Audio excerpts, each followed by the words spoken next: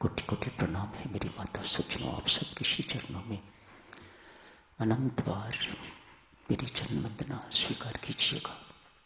सर्वप्रथम एक प्रार्थना है, निवेदन आप सबकी सेवा में सूचना समझिए।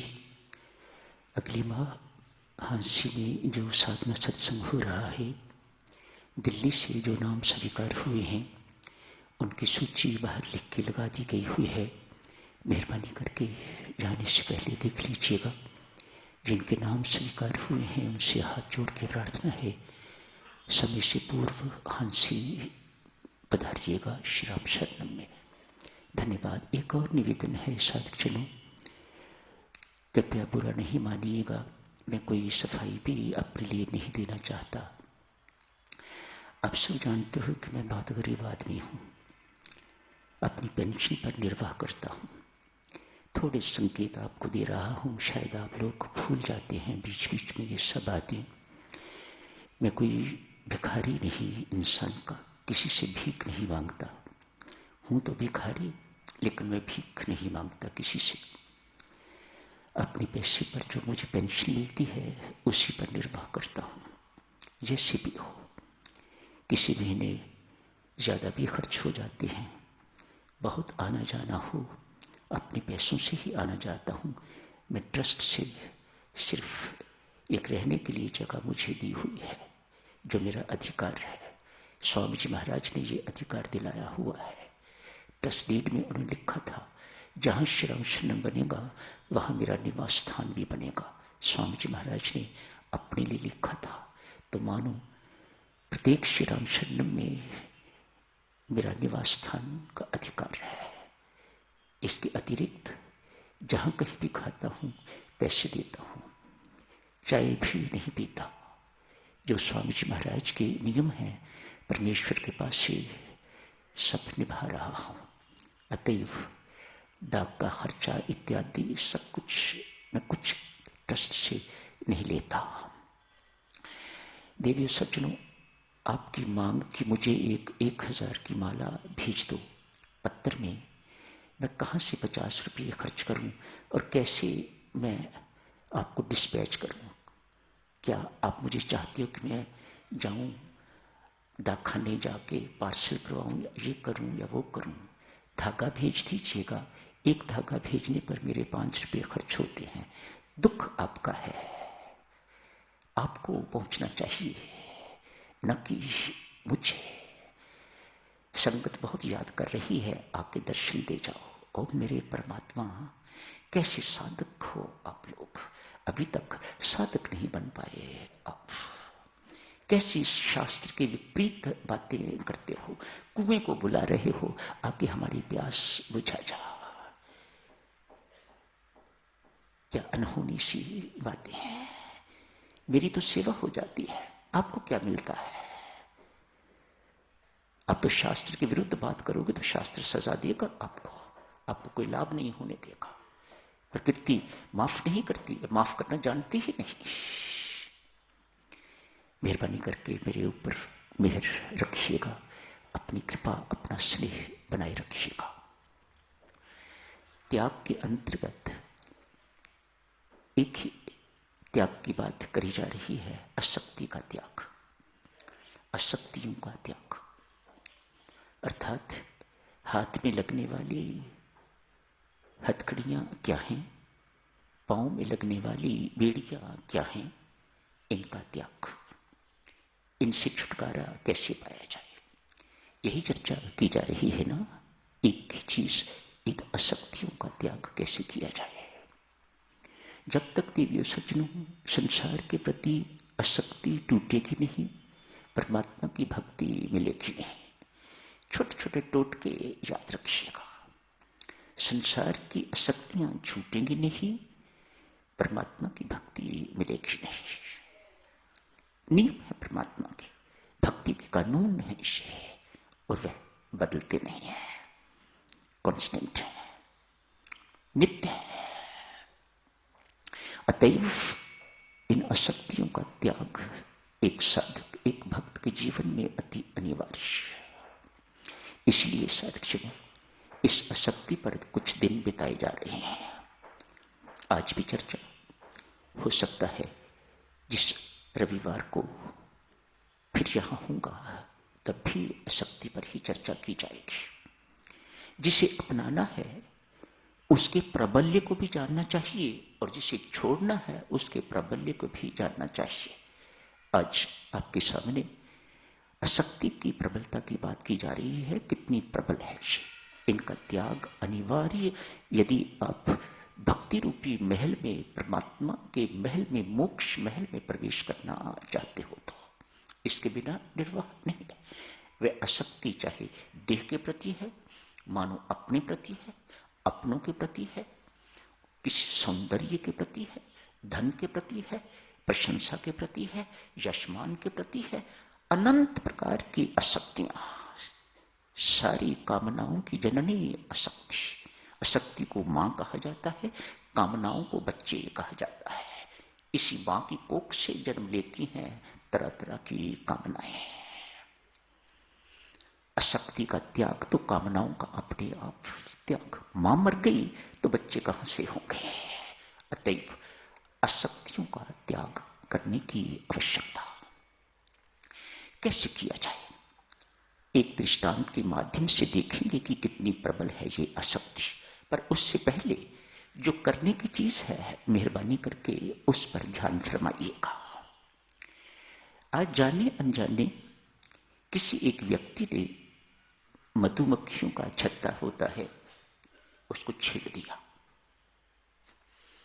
उसको छेड़ने की सारी मधुमक्खियां उस छत्ते से निकली और उस व्यक्ति के पीछे पड़ गई। वह व्यक्ति सिर से पांव तक मधुमक्खियों से घिर गया है। अनहोनी बातें नहीं है ये। जिन लोगों ने मधुमक्खियां देखी हुई हैं उनको पता है कि ये किस प्रकार से पीछा करती हैं, छोड़ती नहीं है। ये घिर गया बेचारा, काटने को पड़ रही। घिरा हुआ व्यक्ति कंफ्यूज हो गया, कुछ सुध बुध नहीं रही, मैं इस वक्त क्या करूं। कहीं से आवाज आई, दूर से कोई देख रहा होगा किसान, कहा भागो यहां से, तब ये पीछा छोड़ेंगे। उसने तेजी से भागना शुरू किया। उतनी ही तेजी से मक्खियों ने भी भागना शुरू किया। मक्खियां उसके पीछे पड़ी हुई हैं। व्यक्ति ने देखा कि अभी भी मक्खियां इसका पीछा नहीं छोड़ रही, तो कहा भाई, इस वक्त यदि तू कोई कंबल या कोई कपड़ा इत्यादि भी ओढ़ेगा तो भी ये मक्खियां उसके अंदर ही रहेंगी, इतना पीछा नहीं छोड़ेंगी। इनसे पीछा छुड़ाना चाहते हो, तत्काल वह सामने तालाब है, नदी है, उसके भीतर प्रवेश कर जाओ। उस व्यक्ति ने ऐसा ही किया। मरता क्या ना करता, उस नदी में प्रवेश कर गया है। कितनी देर तक डुबकी लगा के रखता, आखिर बाहर निकला। बाहर निकला तो देखा कि मक्खियां फिर सिर पर मंडरा रही हैं।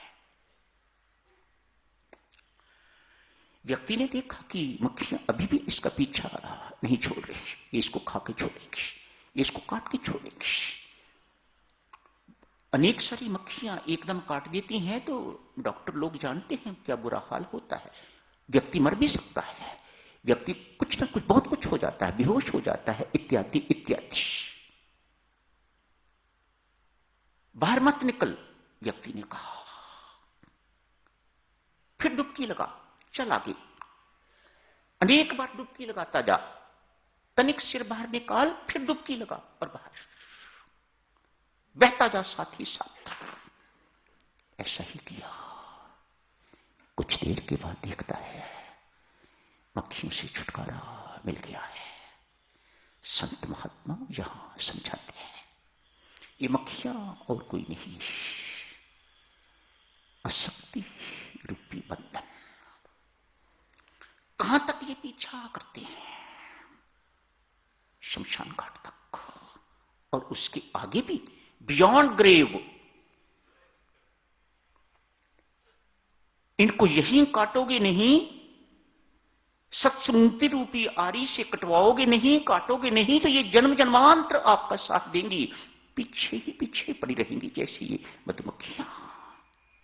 संत महात्मा समझाते हैं सत्संग रूपी डुबकी लगा के रखो, एक बार नहीं, बार बार।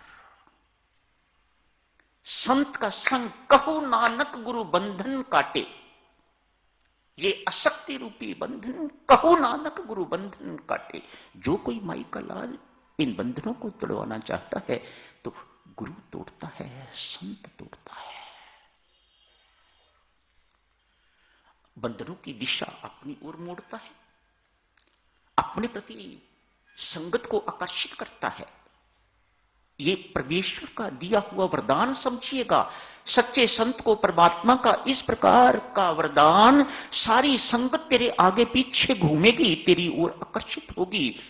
उसके पीछे कारण है, और कारण ये है, अपनी ओर आकर्षित किए बिना संसार का आकर्षण टूटेगा नहीं। अपनी ओर आकर्षित करके तो भक्तजनों, साधक जनों, आपके बंधन संसार से जो बंधे हुए हो आप लोग, उन बंधनों को संत काटता है। ये काम संत ही कर सकता है, सच्चा संत ही कर सकता है। अपने साथ चिपका के नहीं रखता, एक दफा अपने साथ जोड़ता है। जब देखता है कि ये पक्की तरह से जुड़ गए हैं, मानो निर्बंध हो गए हैं, संसार से निर्बंध हो गए हैं और मेरे साथ बंधन युक्त हो गए हैं, तो आपके बंधन की दिशा परमात्मा की ओर मोड़ देता है। लो मेरे माई बाप, सारे संसार के माई बाप, ये बच्चा अब तेरा तैयार है, इसे अपनी गोद प्रदान करिएगा। इसीलिए कहते हैं साधक जनों, मोक्ष दिलाना, मुक्ति दिलाना परमात्मा के अधीन नहीं है, गुरु के अधीन है, संत के अधीन है। जैसा आपका केस वह परमात्मा के सामने प्रस्तुत करता है, तैसा परमात्मा कर देता है, उसको ना नहीं करता। कहो नानक गुरु बंधन काटे। कैसे? इस प्रकार से स्वामी रामकृष्ण परमहंस इसे थोड़े और सिंपल ढंग से समझाते हैं। कहते हैं कटहल होता है, महिलाएं उसे काटती हैं सब्जी बनाने के लिए। यदि समझदार नहीं है तो काटने वाली छुरी जो उससे दूध निकलता है चिपक जाती है, हाथ भी चिप चिप करने लग जाते हैं दूध से। मानो बंधन में बंध गए। समझदार महिला, गुरुमुख महिला, वह जानती है हाथों पर तेल लगाने की जरूरत, छुरी पर तेल लगाने की जरूरत, और फिर कटहल काटती है। न छुरी को दूध चिपकता है, न हाथ को दूध चिपकता है, सारी की सारी चिपचिपाहट खत्म हो जाती है। ठाकुर यहां समझाते हैं, संसार के बंधन तोड़ना चाहते हो तो भगवत प्रेम रूपी, भक्ति रूपी तेल अपने शरीर पर, अपने हाथों पर लगा के रखो, तो संसार चिपकेगा नहीं तो संसार के बंधनों से बचना बहुत मुश्किल है। कहना बहुत आसान है साधक जनों, समझाना बहुत आसान है, उपदेश देना बहुत आसान है, लेकिन करना बहुत कठिन है। संसार में रहते हुए निर्लेप रहना, अनासक्त रहना बहुत कठिन बात है। आज साधक जनों थोड़े समय में देहासक्ति की बात करते हैं। ये अपनी देह के प्रति आसक्ति कितनी प्रबल है। पहले अपनी देह के प्रति कोई मरना नहीं चाहता। बहुत दिनों से कौमा में अंदर से कभी उसे पूछ के देखो तो वह कहेंगे मुझे आशीर्वाद दे दो, मैं बिल्कुल ठीक हो जाऊं। है ना डॉक्टर साहब?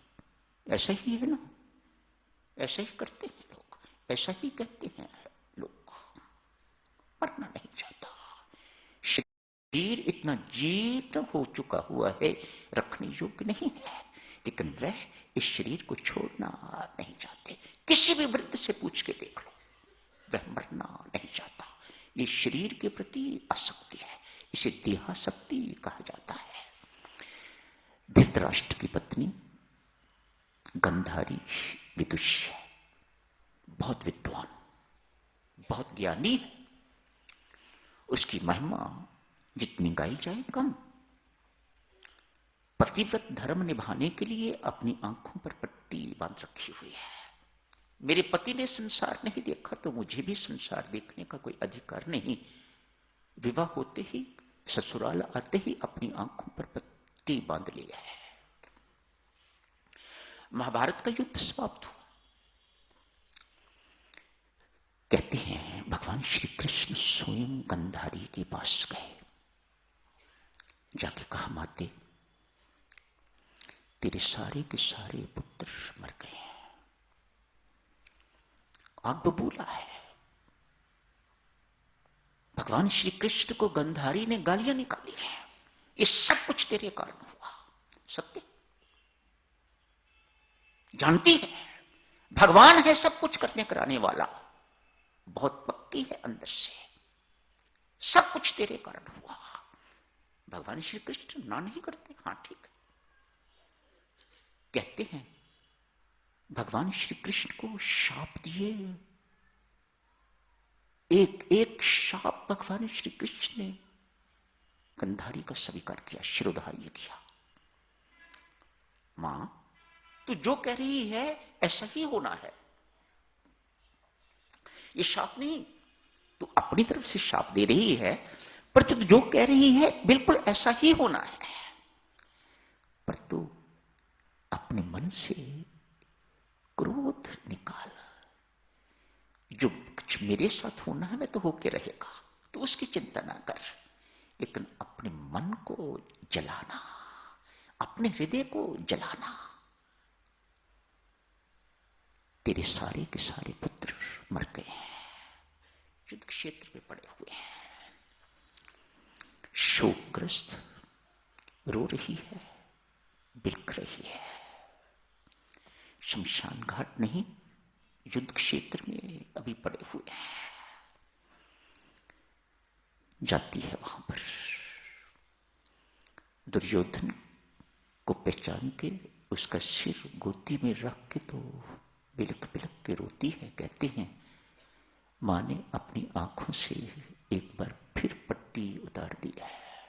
एक बार तब उतारी थी जब दुर्योधन को कहा था तू नंगा होके मेरे सामने आ, आज फिर पट्टी उतार दी है।